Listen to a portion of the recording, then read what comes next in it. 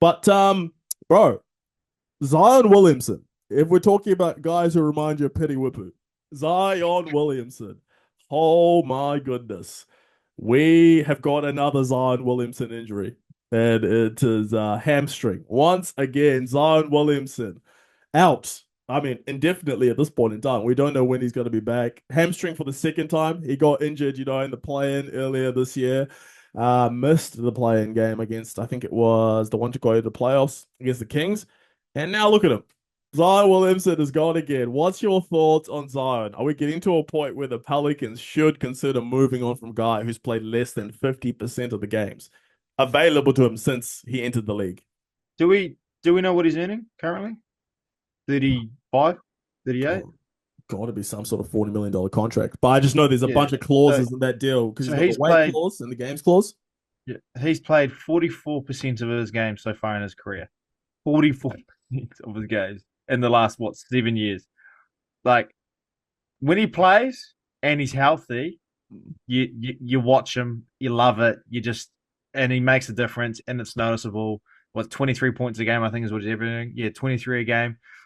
You love it, you watch it, you have fun. When he's not playing, the Pelicans look the same. The only difference is Zion's not on the floor.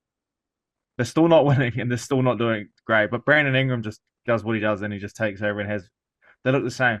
I don't notice a difference when he's playing to when he's not with the Pelicans, when they're fully healthy. At the moment they are so injured. They are so injured right now. This season or that last season? This season, yes. Last season, no. Last season, I thought he elevated them. This season, he Yeah, looked this he season was there's shooting no difference. terrible. There's no difference. Like last season, I thought he had a great year, but then he got injured and whatever. But there's no difference. Like in the Pelicans, I think is time. It's time. Break that shit up. Like you're 4-10. Break that shit. You just got DeJounte. He's injured. CJ's now injured again. He's old as. Brandon Ingram doesn't look happy. Break that shit up. Get What? out of there. Why? Why do you? Because it's the West. You're not going to do shit in the West anyway. There's no point in coming 12th with a team that you're paying, 300 million for. Just break that shit up.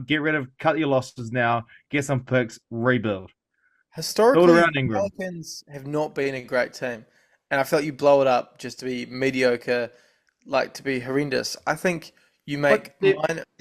they're mediocre with lots of money invested in like three players.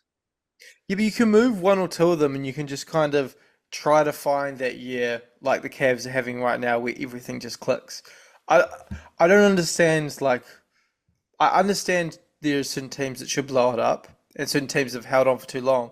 But then, if you're a franchise that hasn't done much in the NBA, if you're a franchise that hasn't had much playoff appearances or playoff success, I don't know why you would rebuild to try to chase a championship where making the playoffs is a good year for your team. You're doing a disservice to everyone and every person who's been a part or supports that franchise. Like, I think we get way too sucked into that sometimes where it's like, yeah, if you're not winning a championship this year, throw it away, blow it up. Like the Hornets. The Hornets would kill to have some of the success that the Pelicans have had over the previous few years. I think you just try to build a bit of continuity, move a couple pieces here and there, but you don't blow it up. You might want to trade Zion, but then you might want to keep a lot of parts from the rest of the team. I wouldn't tank. Like I think that's way too extreme.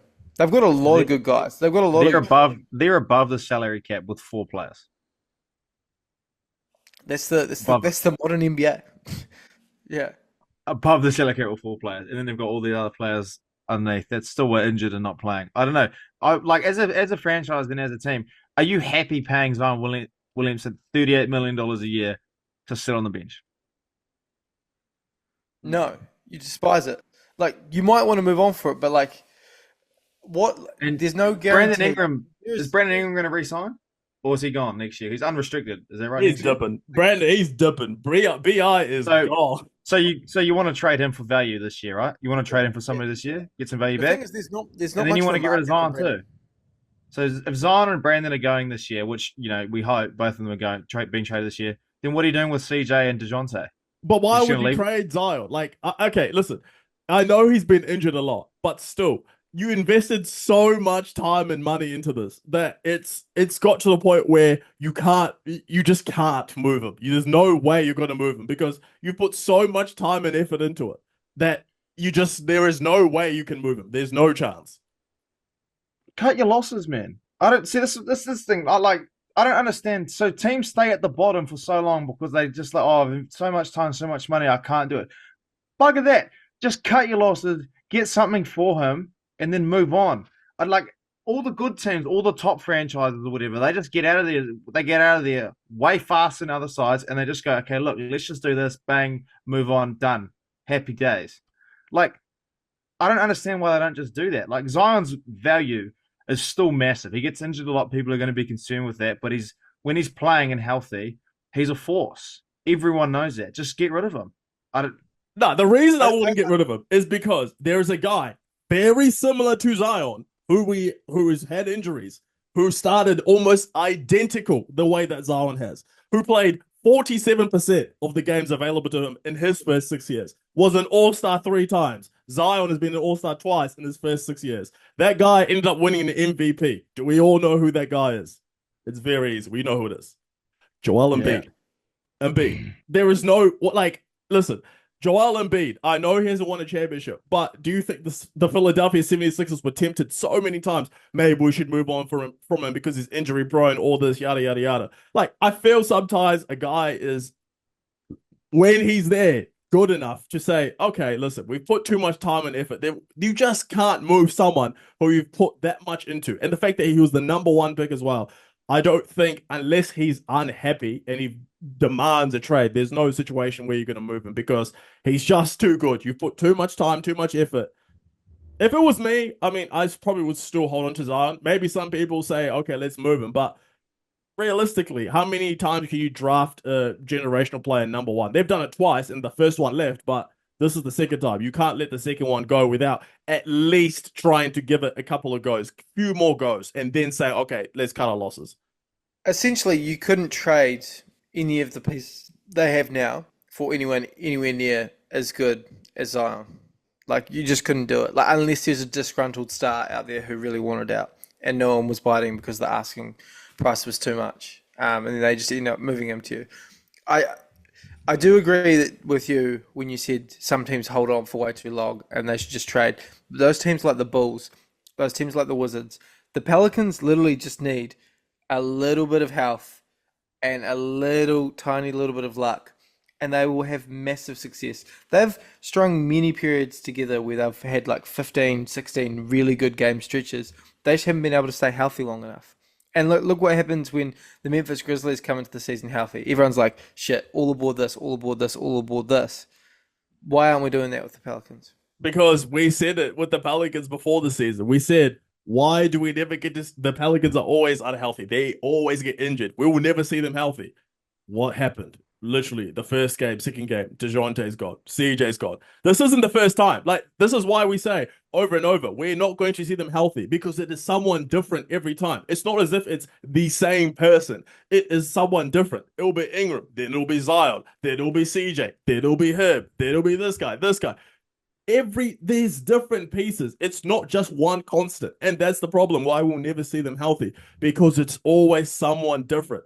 Zion is maybe the one constant, but other than him, there is so many other guys who are always getting hurt on their team. So I don't know whether it's the training staff or someone needs to get fired over there, because you can't have this many injured players. So, I mean, for me, if I'm the Pelicans, I hold on, give it a couple more seasons. If it continues, then listen, but he's the number 1 pick, former number 1 pick. I just don't see a scenario that I would give up on him just yet, especially age 24, probably not.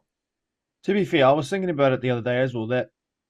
And when I was going over my fantasy team, actually, that there's been quite a lot of injuries to start the season with players. Like, quite a lot of like the top tier guys have gone down. And I was like, I haven't done the research into it. I could probably do that, and we could get some information up for the fans and that. But it'd be interesting to know like how many injuries last year to start in the first 15 games he wore to how many this year, and then how many like the year before, and kind of compare, because I feel like there's been way more to start the season than there has been in the last few years, and whether that's to do with the amount of games that they're playing because of the World Cup, the Olympics, and then the amount of games they play during the year, and then also the physicality of it, plus the new tournaments coming in, because teams are playing harder for longer. Now, whether that's making an impact, we're loving it, we're enjoying it and all that, but, what type of toll is this taking on the players and obviously their health, and is that what's gonna cost us some insane games to watch?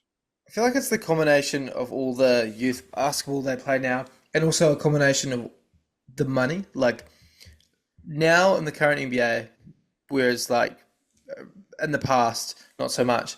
If you get injured and you can miss games now and recover fully, or you can come back early and risk a worse injury, when you've got big contracts that are 100, 200, 300 million dollars, you don't take the risk.